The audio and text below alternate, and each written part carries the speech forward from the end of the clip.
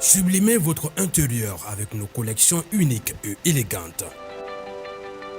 Chez Ibi Home, nous transformons vos espaces en véritables havres de confort et de convivialité. Découvrez notre collection exceptionnelle de meubles pensés pour chaque moment de votre vie. Des tables à manger conviviales, idéales pour rassembler famille et amis au salon haut de gamme, alliant élégance et confort, sans oublier nos chambres à coucher de qualité avec matelas offerts pour un repos parfait.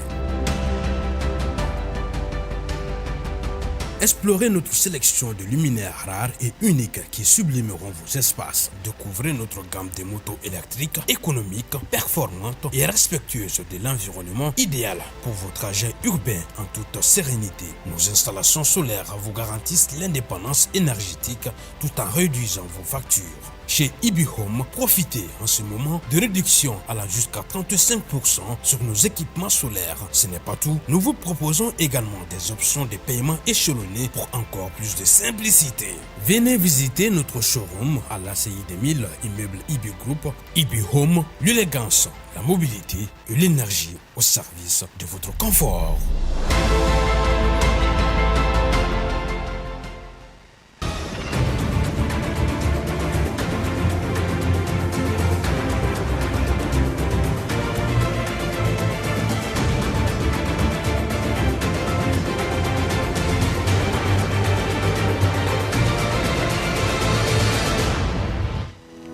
walasa ka dɔ fara musolakaw ka dɔnniya kan kafeli ye tile naani kalan sigi sen kan World Vision siège la mun na kɛ sababu ye k'u ka yiriwakow sigi sen kan an da bɛna so tɔma bidon kibaru la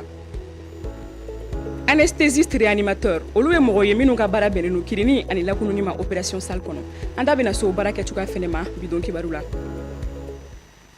nunu ne kun ye bi kunnafoni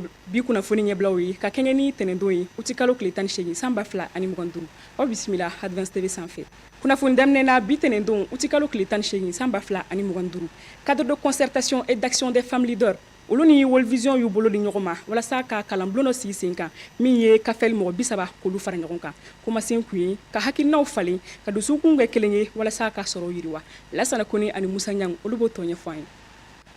Cadre de concertation et d'action des femmes leaders bakurumba fulana bɛ wele ko kafɛl ale ye kalan min sigi sen kan kalan in dabɔlen don ka ɲɛsin gɛlɛyaba mun bɛ tali kɛ nafoloko ani lakanakow la ni waati ninnu na wa kalan in senfɛ ko hakilijabaw bɛna kɛ mun bɛna kɛ sababu ye musolakaw olu bɛna se ka lafiyadaw sɔrɔ don nataw la cogo min na. Ani World Vision ka bolo di ɲɔgɔn ma kɔnɔna na an ye laɲini kɛ ka nin thème choisi ka da kan an bɛ hukumu min kɔnɔ bi an musow jɔyɔrɔba b'a la o jɔyɔrɔ ye mun ye an b'a dɔn au plan sécuritaire au plan économique kow man nɔgɔn et nous sommes au cœur du développement c'est pourquoi an y'a essayé ka muso sugandi commune bɛɛ la an ka représentation bɛ yɔrɔ o yɔrɔ ka fara kati kan. Ni kalan min sigira sen ka kafɛl fɛ ale bɛna kɛ sababu ye ka hakilinaw falen o de kama u yɛrɛ ye kumasen in kɛ kumasen min ye o de ye transformation des mentalités des cœurs et des poches ni o ye ka hakilinaw yɛlɛma ka dusukun kɛ kelen ye yaasa sɔrɔ ka yiriwa. Fɛn bɛɛ bɛ ko kelen de la quoi dusukun ni dusukun ye min bɛɛ minɛ dɔrɔn hakili b'a ta ni hakili y'a ta dɔrɔn a tɔ ka nɔgɔn. Donc o kɔnɔna na ni mɔgɔ min ma se maa dusukun na i tɛ se a hakili la o de la an ye nin thème sugandi dusukun bɛ se ka yɛlɛma cogo min na ka kɛ dusukun lafiyalen ye hakili k'a minɛ pour que sɔrɔ ka yiriwa. Kalan mun filɛ senna ko a bɛna kɛ sababu ye hakili falefalew bɛna kɛ gɛlɛyaba mun kɛlen don ka dangari adamadenya lafiyaw la nin waati in na ko olu kumaw bɛna kɛ o kɔfɛ muso yɛrɛ ka cɛsiri ani a ka seli a yɛrɛkɔrɔ ni o ye autonomisation des femmes ye ko o hakilinaw caman baro bɛna kɛ nin kalan ninnu senfɛ. Minnu bɛ formation suit yan nɔ n b'a ɲini u fɛ u k'a suit ka ɲɛ parce que ni yan ta banna olu de fana bɛ kɛ formatrice maison et pour transmettre à d'autres femmes n b'a ɲini muso ninnu fɛ u ka formation minɛ sɔbɛ la u k'a minɛ sɔbɛ la ɲininkali min mana k'u fɛ mɔgɔ kana maloya ka ɲininkali kɛ fo k'a dɔn n'i y'a dɔn i bɛ sɔrɔ ka kɔma segin kɛ. Ni kalan min sigira sen kan n'a ɲɛsina hakilinaw faleli ale ni dusukun kɛli ye kelen ye ni o bɛna kɛ sababu ye ka sɔrɔ yiriwa ko ale bɛna to sen na o ti kalo tile 18 ka bila a tile 21 na wa k'a bɛna kɛ waati ye mun bɛna kɛ sababu ye musolakaw ka caman fara olu ka dɔnniyaw kan ale ni ka sɔrɔ yiriwari hakilinaw di u ma. nunu kɔni ye mɔgɔ ye minnu tɛ ye kosɛbɛ nka minnu nafa ka bon kosɛbɛ opération salle kɔnɔna na olu ye dɔgɔtɔrɔw ye minnu ka baara ɲɛsinnen don kirini ani lakununi ma opération salle kɔnɔna na ka taa labɛnyɔrɔ opération yɔrɔ fo ka taa se opération kɔma ninnu jɔyɔrɔ bɛ nin bɛɛ la bi Aïsataba bɛna taa n'an ye ninnu dɔ la kelen fɛ yen n'o ye docteur Amadou Gambi ye Gabriel Touré kɔnɔna na yaasa an bɛ se ka dɔɔni faamu a baara la. Docteur Amadou Gambi ye anesthésiste réanimateur ye an b'a fɔ min ma ko kirinikɛla ale bɛɛ nin baara in na ɲinan ye o san 5 ye Gabriel Touré kɛnɛyaso la hakilisigi baara dɔnniya ani majigin olu ye Gambi taalan ye a ka banabaatɔw ladon ko ɲuman na u ka opéreli kɔnɔ baara min yɛrɛ tɛ kɛ fewu opérelikɛla ale ka bolo di ɲɔgɔnma kɔ baara in kun ka di ne ye depuis ne ka kalan na école faculté de médecine na donc n y'a ye nin dɔgɔtɔrɔya baara in a bɛ se ka banabaatɔ caman nafa a diyara ne yɛrɛ ye ka sababu kɛ ne nana service min na n ye patron mun ye u ka baara cogo fɛnɛ diyara n ye taabolo diyara n ye donc o de y'a to n ye nin option choisi. Opéreli bɛɛ kɔfɛ anesthésiste de cɛsirilen don banabaatɔw lajɛli u ka furaw sugandili ale ni kɔlɔlɔw kunbɛli anesthésiste bɛ nin bɛɛ lajɛlen de jateminɛ. Anesthésiste jɔyɔrɔ ka bon opération na dɛ parce que ale de bɛ banabaatɔ depuis a daminɛ la ale de b'o kunnafoniya ka se k'a ɲɛfɔ a ye a b'a lasunɔgɔ cogo min parce que ni i ye opération fɔ tant que a tigi ma lakirin c'est à dire baara tɛ se ka kɛ donc an bɛ se k'a fɔ ko opération tɛ yen tant que kirinan tɛ yen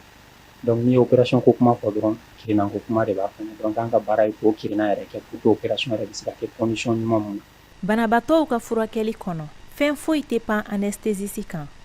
k'a daminɛ kirinan kɛli fo ka taa se banabaatɔ lakunuli ma. Opération dɔrɔn bannen yɛrɛ t'olu ka baara bannen yanni opération ka daminɛ u ka baara bɛ yen opération kɔnɔ u ka baara bɛ yen opération fɛnɛ bannen kɔfɛ olu de bɛ protocole d'aw ma pour que dimi kana banabaatɔ sɛgɛn. An ka baara in na a fan bɛɛ ka gɛlɛn mais waati dɔw bɛ yen olu ɲɛma dalen b'olu ma kosɛbɛ i n'a fɔ banabaatɔ bɛ lasunɔgɔ waati min na ani banabaatɔ bɛ lawuli waati min. Ni waati laban ninnu kɔnɔ yɛlɛma donna furakɛli taabolo la anesthésistes fana fan fɛ nka o n'a ta bɛɛ ko baara in lakodɔnnenba tɛ kosɛbɛ Mali kɔnɔna la Dr Gambi ka fɔ la ko yaasa ka kɛ kirinikɛla ɲuman ye Amadou Gambi ye ladilikan damadɔw kɛ. Anesthésie ɲuman kɔni pour que ka ko ye il faut que i ka kɛ mɔgɔ kolo gɛlɛnba ye i ka kɛ mɔgɔ faamuyalen ye i ka kɛ mɔgɔ basigilen ye. Tiɲɛna ni san laban na évolution ba kɛra yanni 2020 cɛ banabaatɔ caman tun bɛ na o b'a sɔrɔ minnu tɛgɛ karila n'u bolodengoninw karila pour que an k'olu furakɛ an tun b'u bɛɛ lasunɔgɔ mais bi na technique b'an bolo n'an bɛ ICO ta ka baara k'u n'u ye k'u bolo lakirin dɔrɔn bolo dɔrɔn lakirin opération bɛ se ka kɛ bolo kan ani banabaatɔ yɛrɛ bɛ baro kɛ bloc kɔnɔ. Hakili jagabɔ ale ni hakilisigi kɔnɔ anesthésiste jɔyɔrɔ ka bon kosɛbɛ opéreli baaraw ɲali la ka aw ladɔnniya k'a fɔ ko kirini baara ka misɛn nka a jɔyɔrɔ ka bon kosɛbɛ banabaatɔw ka kɛnɛya baaraw la. Farikolo ɲɛnajɛ hokumu kɔnɔ commune de coupe de l'amitié tako sabanan daminɛna sibiridon Bagadaji arrêt terrain na a hakilina bɔra kunnafondila Musa Haidara la ka se ka mɔgɔw ɲɛnajɛ vacances kɔnɔna na Isa Sise ale tun b'a kɛnɛ kan a ye min sɔrɔ o filɛ k'o yira o la. Équipe 16 ka bɔ commune 2 ni commune 3 sigidaw la olu de sen bɛna ye nin ɲɛnajɛ in la dolantan fɔlɔ o bɛ FC Malibu ni FC Antitoyi kɔda ɲɔgɔn la file fiyɛlen tɔn fila y'a ɲini k'u ka sebaaya jira nka dabɔ fɔlɔ o ye FC Malibu ta ye sanga wagati damadɔ tɛmɛnen FC Antitoyi ka cɛdenw fɛnɛ wulila u jɔ ni bagabagali ye nka bi ma don FC Malibu ale fɛnɛ ka wulikajɔ fanga bonyɛra fo ka taa celu kelen don 1-7 nka o ma dɔbɔ FC Antitoyi ka wulikajɔ la u fɛnɛ ye celu ɲini k'a ɲini fo ka taa sɔrɔ wa u ma da o ma yanni sɛgɛnnafiɲɛbɔ wagati cɛ u taara celu filanan don sɛgɛnnafiɲɛbɔ bannen FC Malibu y'a ɲini ka celu yara nka u ma se o bɛna kɛ sababu ye FC Antitoyi bi dɛndɛ ka taa celu sabanan don o la FC Malibu ale tɛna se ka fosi wɛrɛ kɛ ni ka sebagaya sɔrɔ dolan kun bɛ cɛ 3-2 la ni hakilina in tabaga ka fɔ la nin bɛ bɛn ni keleya ni ɲɔgɔn dɛmɛ sinsin sifinnakaw ni ɲɔgɔn cɛ. Kupu in hakilina mana dɔwɛrɛ la an y'a dabɔ dɔrɔn commune de kɔnɔna la a quartier ka ca kosɛbɛ donc an ye compétition bila sen kan walasa commune de jeunesse bɛɛ lajɛlen bɛ se ka fara ɲɔgɔn kan cogo min na ka don da kelen fɛ ka bɔ da kelen fɛ commune de bɛn de bɛ yan nɔ an bɛnnen don an b'a essayer ka commune wɔɔrɔ fara an kan pour que an ka se ka compétition in kɛ ka ɲɛ cogo min na. Nin ko in denfanya tun bɛ mɔgɔ min bolo n'o ye Jibril Sako ye ani denba n'o ye Madame Umu Togura ye u y'u ka nisɔndiya jira. A diyara n ye parce que danaya de don mɔgɔ tɛ danaya da bɛɛ kan N'i ye mɔgɔ bili ka fɛn ɲɛmɔgɔya la o ye danayaba de ye. N bɛ dugawu kɛ édition ye Ala ka a kuncɛ hɛrɛ la. Initiative in ça doit être encouragé. Mɔgɔ min bɛ nin compétition organiser Musa Haidara ale fana ye Salon des Médias mɔgɔ dɔ ye. Donc an wele ka na ka bonya di an ma k'a fɔ ko a b'a fɛ an ka accompagner ɲina ni édition na o ye koba ye anw bolo. Surtout an nana commune min na n'o ye commune 2 ye. An fana bɛ a ɲini halisa a compétition bɛ se ka taa ɲɛ cogo min na. Ntolantan kɔfɛ ni coupe de l'amitié tako sabanan b'a sɛbɛntiya k'a fɔ bɛn kelenya adamadenya o fana bɛ se ka sɔrɔ farikolo ɲɛnajɛ fɛ. Kunnafoni kuncɛla kɛrɛnkɛrɛnnenya na jamana kɔ kan kibaru hukumu kɔnɔna na Mamadu Jalo ale ye min sɔrɔ o fana filɛ k'o yira u la. Ali n'o faso n'ale ye Burukinabe n'a lakodɔnnen don bɔlɔlɔsiraw fɛ ka da a ka waleyaw kan min bɛ tali kɛ Burukina ale jamana lafasali la. A bɛ dɔgɔkun saba bɔ ale ka fatuli kumaw u lasera bɔlɔlɔsiraw fɛ. Ka to Côte d'Ivoire polisiw olu ka bolo kan juin kalo tile 24 tɛmɛlen. Burukina jamana ye laɲini kɛ ka segin ni a su ye Burukina o baaraw waleyala min kɔnɔna la a su o laseginna ka taa Burukina jamana kɔnɔna la. Fɛn bɛ tali kɛ jamana ɲɛmaaw la. O b'a yira k'a fɔ nin kɔni saya in tɛ saya gansan ye u bɛna sɛgɛsɛgɛliw kɛ walasa ka bugulatigɛ dɔn kun jumɛn y'a to Ali n'o du faso ye ale tanyana. Tiɲɛ jam bɛ yen nɔ n'a bɛ wele Quartier du Monde ka se ka ale segin a la ala yɛrɛ yɛrɛ la n'a bɛ wele Corrective Maps olu ye hakilina ye min sigira sen kan san 2018 wagatiw walasa fɛn min ye jamanaw u jaw bɛ se ka yira kartiw sanfɛ i n'a fɔ a bɛ cogoya min na. O kɛra sababu ye Union africaine ale ka nin hakilina in kɔkɔrɔma don ka d'a kan fɛn min ye jamana minnu n'olu kɔni dɔgɔyalen don kosɛbɛ diɲɛ karti sanfɛ o caman ye farafinna jamanaw ye. Nin waleya min talen filɛ nin ye n'o bɛ tali kɛ ka diɲɛ karti ni ka a segin a cogoya kɔrɔ la o bɛna kɛ sababu ye farafinna jamanaw hakɛ yɛrɛ ka dɔn jaw la. République du Congo jamana kɔnɔna la banbaci kulu min bɛ yen nɔ n'a bɛ wele ADF n'ale yɛrɛ bɛ fara ɲɔgɔn kan kulu min kɔnɔ n'o ye groupe État islamique ye olu ye banbanciya wale ta ka Nord Kivu sɛgɛrɛ min kɔnɔna la maa 9 olu kɔni bɔnɛna u ni na. U balila maa gansan dɔw la ni ka t'u sɔrɔ u dayɔrɔw la ni ka banbanciya wale ta k'u sɛgɛrɛ. Maa minnu kɔni n'olu tanyana ni waleya ninnu senfɛ o bɛ tali kɛ sɛnɛkɛla maa 8 fo ka taa se finitigilaka maa 1 ma. Antananarivo n'ale ye Madagascar faba ye ale kɔni kɛlen don ka ɲɔgɔnnajɛba dɔ kunbɛn n'o bɛ tali kɛ 45e sommet de la communauté de développement de l'Afrique australe. O kulu in ɲɛmaaya sigi senfɛ président Andry Rajoelina ale kɔni bilala fɛn min ye Zimbabwekaw ka jamana ɲɛma plasi la n'o bɛ tali kɛ Emerson Mnangagwa la. Nin kulu in a ka laɲini de ye fɛn min ye farafinna caman fa ye ni ka ɲɛta siraw ani fɛɛrɛw sigi sen kan cogo min na nin kulu in a bɛ se ka to sinsinne. Ninnu de tun ye an ka kunnafoni sɔrɔlenw ye bi k'a yira aw la ani k'a da aw tulo kan aw ni cɛw ka kulomajɔ la aw kan bɛ an ɲɔgɔn wɛrɛ la.